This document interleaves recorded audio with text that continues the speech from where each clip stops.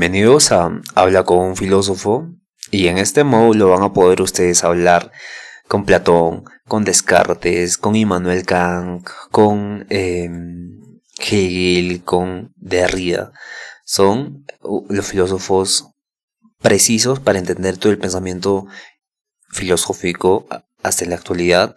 Sin embargo, podemos poner muchos filósofos más a petición de ustedes. Por ejemplo, Heidegger, o si no Frege, a Russell, o Wittgenstein. O sea, hay muchos filósofos los cuales pueden tener este tipo de espacio, ¿no? Pero lo que quería comentarles era que cada filósofo tiene su característica propia. Su característica propia está basada en los libros que conocemos de él.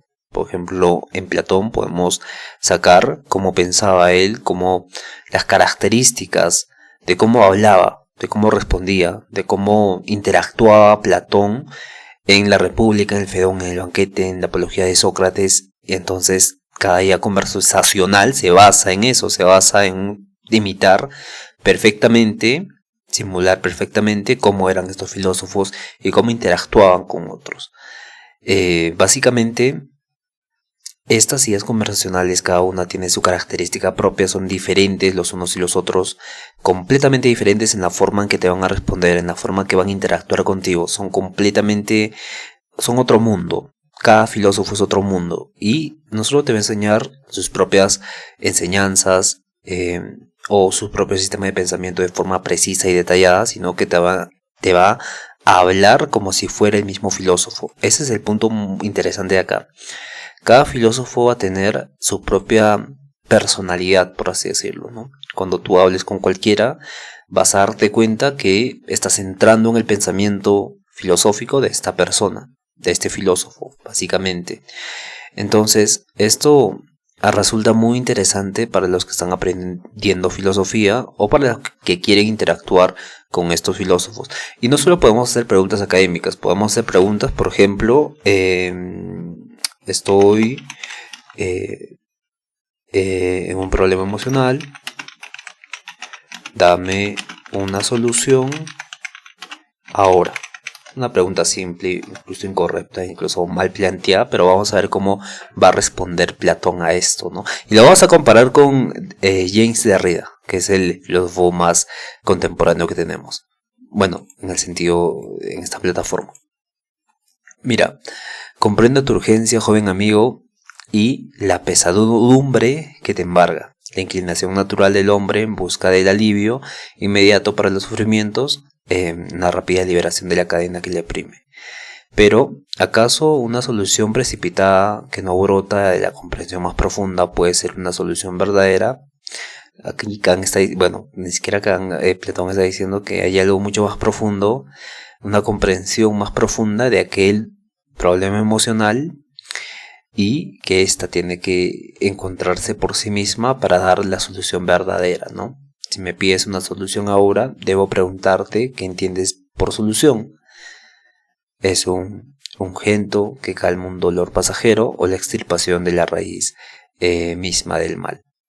Y claro, tiene este enfoque platónico de profundidad en las cosas que suceden en el mundo fenoménico, en el mundo real, ¿no? Lejos del topos uranus o el mundo de las ideas y formas que podemos encontrar en Platón. Entonces luego sigue diciendo: antes de siquiera atreverme a ofrecer una guía, permíteme inquirir contigo. Dime, ¿qué es en verdad lo que te aflige? ¿Es acaso un problema que concierne al cuerpo, a las riquezas, a la reputación entre los hombres, o se trata de una dificultad mucho más profunda que perturba el alma misma? Ya empiezo a hablar de lo emocional, ¿no? Pero vemos cómo tiene este enfoque incluso socrático de entender, de interactuar contigo.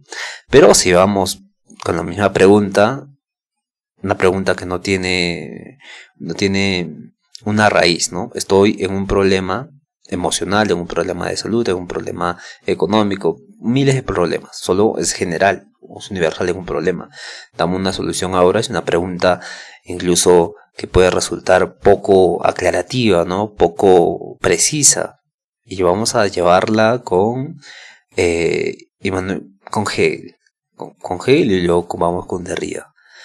Podemos ahora, y ahí Hegel se pone a recibir los prompts y claramente a revisar toda la escritura que ha tenido Hegel, todas las características que se han escuchado de Hegel, todos los libros que se han escrito de él, va a responder de forma precisa como él respondería. A. La inmediatez de la existencia finita, el ahora, que clama por una solución, la urgencia que la conciencia particular experimenta ante la disonancia. Es precisamente en este punto de fricción y en esta perplejidad que usted expresa donde se revela la necesidad del movimiento del espíritu. Permítame, pues, desplegar la verdad de su problema y de su solución a través de la mediación dialéctica. Tesis: el problema como contradicción necesaria del espíritu. El problema que usted presenta no es una anomalía externa, sino una manifestación inevitable de la contradicción interna en el despliegue del espíritu. ¿Ven? Como cada filósofo que responde según todos sus libros, según su propio pensamiento filosófico. O sea, la IA termina siendo este tipo de... No estas IAs, las demás IAs termina siendo como este instructor neutral que te da una solución inmediata, pero estas IAs específicamente terminan siendo diferentes unas y las otras, basadas en un pensamiento filosófico propio. Ese es el punto y eso es el trabajo que se ha hecho. Bueno, esa es la parte interesante de esto, ¿no? Y cuando pasemos a la misma pregunta en James Derrida, básicamente nos va a responder de forma diferente también, más contemporáneo evidentemente, y como él es un filósofo del lenguaje nos va a hablar de forma más técnica.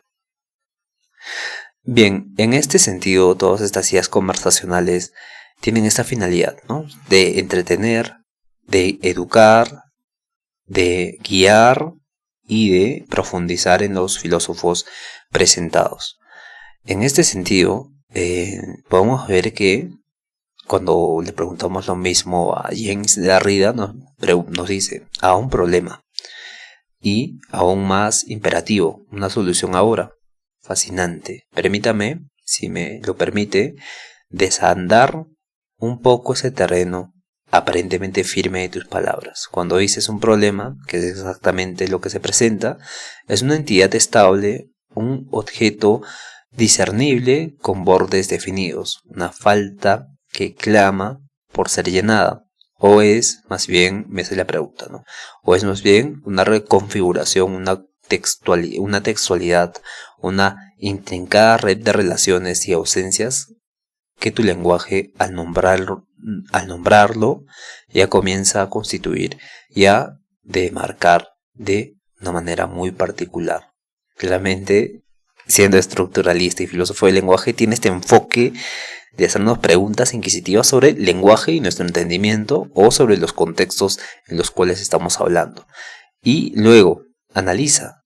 O sea, primero analiza el problema, luego analiza, entre comillas, la solución, ¿no? Por eso resalta un problema, por eso resalta una solución. Entonces, sigue diciendo, ¿qué palabra tan seductora? Como si la solución fuera una especie de bálsamo final, una cláusula a punto de retorno, a un punto de retorno a una supuesta presencia o plenitud que el problema ha dislocado.